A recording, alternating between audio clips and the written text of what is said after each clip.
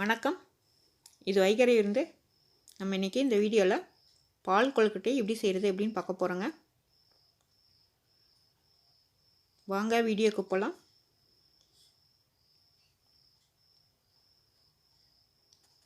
இந்த பால் கொழுக்கட்டை செய்கிறதுக்கு தேவையான பொருட்கள் என்னென்ன, அதை எப்படி செய்யலாம் அப்படின்னு பார்க்கலாங்க.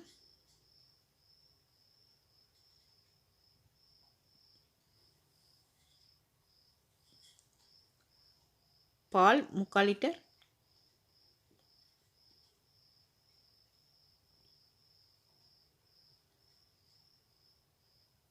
இட்லி அரிசி 1 கப்,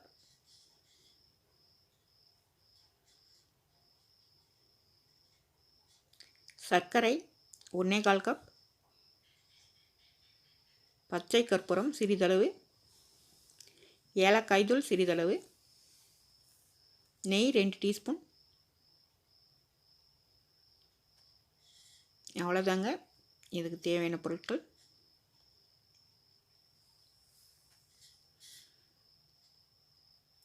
இந்த பால் கொழுக்கட்டை ரொம்ப சூப்பராக இருக்குங்க. குழந்தைங்களுக்கெல்லாம் இது ரொம்ப பிடிக்கும்.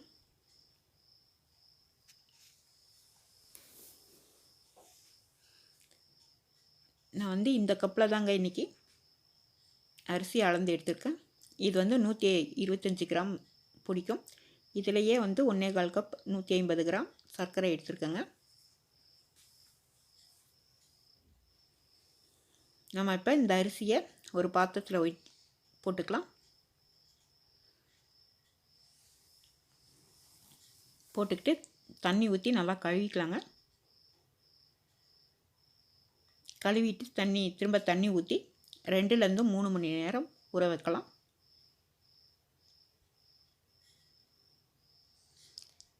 இப்போ அரிசி நல்லா ஊறிடுச்சுங்க. நம்ம இதை மிக்சியில் போட்டு ஆட்டிக்கலாம்.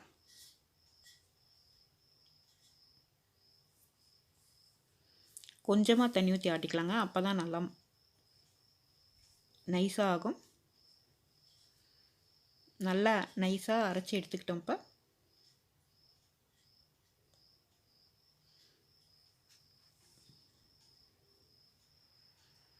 இப்போ ஒரு அடி கனமான வானல் வச்சுக்கலாங்க. அப்படி இல்லைன்னா நான்ஸ்டிக் வச்சுக்கலாம். நான்ஸ்டிக் வச்சுக்கிட்டாக்க நமக்கு அடி பிடிக்காதுங்க.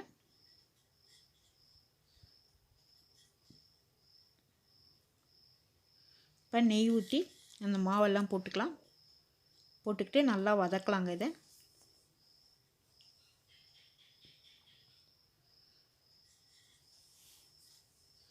இது வதக்கும் போதே நம்ம கொஞ்சமாக உப்பு போட்டுக்கணுங்க. ஒரு சிட்டிகை அளவுக்கு உப்பு போட்டால் போதும்.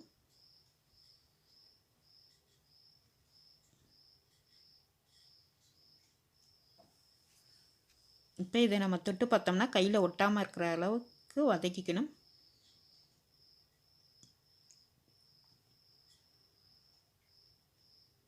இப்போ இது நல்லா வதங்கி வந்துடுச்சுங்க. இப்போ நம்ம கையில் எடுத்து உருட்டி பார்த்தா நல்லா உருட்டை வருது பாருங்கள்.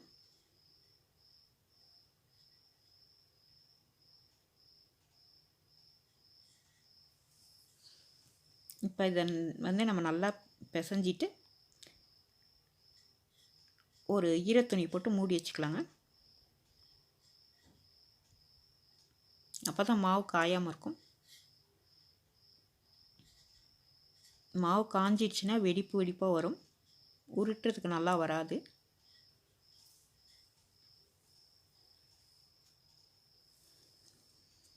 இப்போ கொஞ்சமாக மாவு எடுத்து நம்ம ஓவல் ஷேப்பில் ஊற்றிக்கலாங்க.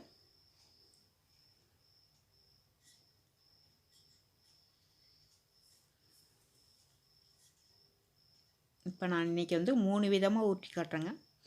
இப்போ இது பால் ஷேப்பில் ஊற்றிக்கலாங்க.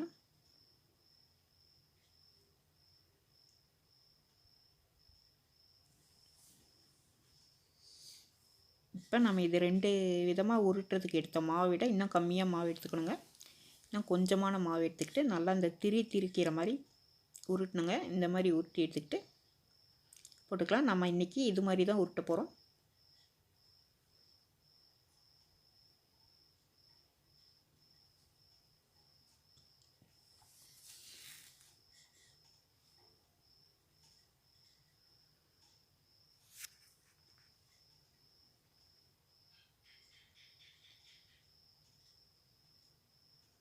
இப்போ நம்ம எடுத்து வச்சுருக்கிற பாலை வந்து ஒரு பாத்திரத்தில் ஊற்றி காய்ச்சி எடுத்துக்கலாங்க.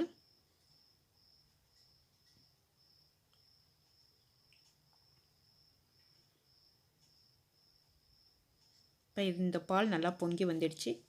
நம்ம இப்போ இதிலருந்து 1 டம்ளர் பாலை எடுத்து தனியாக வச்சுக்கலாங்க கிட்டியாக.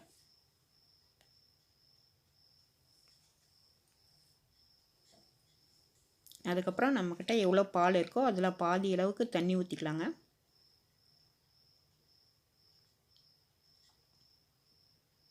ஊற்றிக்கிட்டு நல்லா இதை கொதிக்க விடலாம். லோ ஃப்ளேமில் வச்சு இதை நம்ம கொதிக்க விட்டுட்டு நம்ம இந்த மாவெல்லாம் உருட்டி எடுத்துக்கிட்டு வந்துடலாங்க.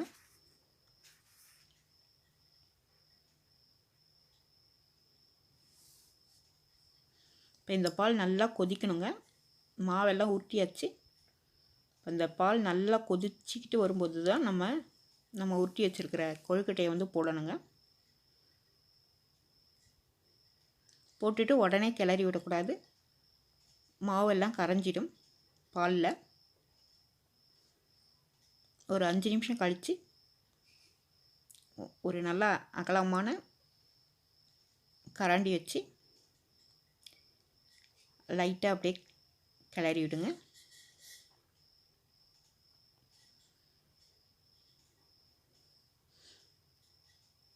இப்போ நம்ம உருட்டி போட்டிருக்க கொழுக்கட்டையெல்லாம் வெந்துச்சுன்னா அதுவே தானாக மேலே வருங்க.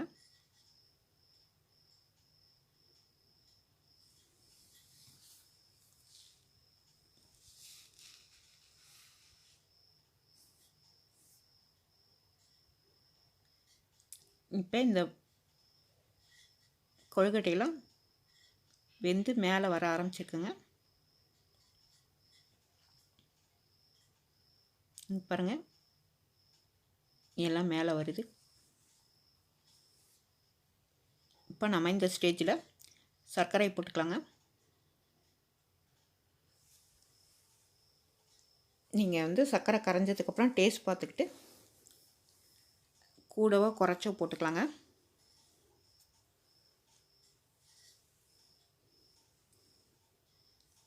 இப்போ சர்க்கரை கரைஞ்ச உடனே நம்ம எடுத்து வச்சுருக்கிற பாலை மீதி எடுத்து வச்சிடும் இல்லைங்களா, அந்த பாலை எடுத்து ஊற்றிக்கலாம்.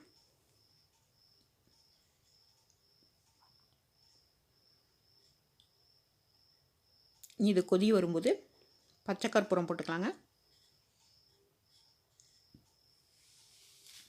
பச்சை கற்பூரம் ரொம்ப கொஞ்சமாக போடணுங்க, இல்லைன்னா ரொம்ப அதிகமான வாசனை கொடுக்க ஆரம்பிச்சிடும். இப்போ நான் காட்டியிருக்க அளவுக்கு தாங்க போடணும்.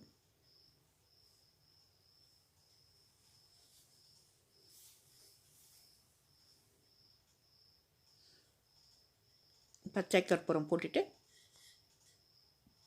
ஏலக்காய் தூள் போட்டுக்கலாங்க.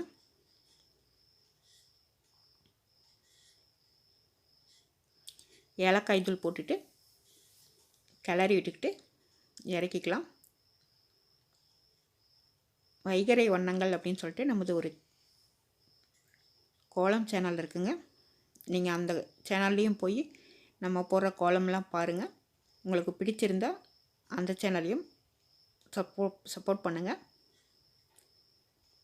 இப்போ அவ்வளோதான், சூப்பரான பால் கொழுக்கட்டை ரெடி ஆகிடுச்சிங்க. நீங்களும் இந்த வீட்டில் செஞ்சு பாருங்கள். உங்களுக்கு இந்த வீடியோ பிடிச்சிருந்தால் வைகரை விருந்து சேனலுக்கு லைக் பண்ணுங்கள், ஷேர் பண்ணுங்கள், கமெண்ட் பண்ணுங்கள், சப்ஸ்கிரைப் பண்ணி பெல் பட்டனை அழுத்துங்க. அன்பாய் சமைப்போம், ஆரோக்கியமாய் வாழ்வோம். நன்றி, வணக்கம்.